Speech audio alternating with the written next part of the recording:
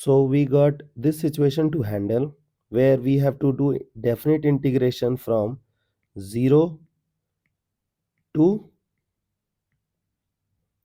pi by 2, and then we have to do integration of sine power 5x dx.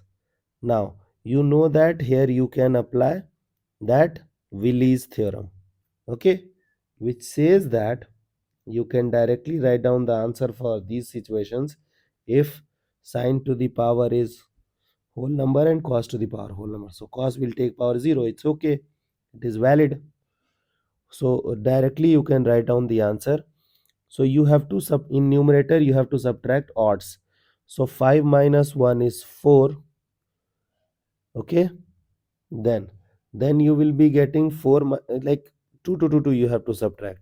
So from 4 you will subtract 2, you will, sorry, so 5 minus 1 is 4, 5 minus 3 will become 2. Done. You don't have cos component, so no need to write down the below part. Okay, next part for like events from cos. Now we are good to go with the denominator thing. In denominator, you know that you will be adding the power and then subtracting the evens. So if you'll add the power, 5 and 0 will become 5. So 5 minus 0 is 5. Then 5 minus 2 is 3. Then 5 minus 4 will become 1. And then you have to write k.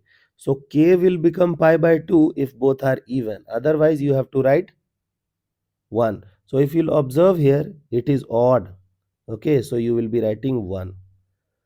Okay, so for this situation, the answer would be 8 by 15. Therefore, the required answer is 8 by 15.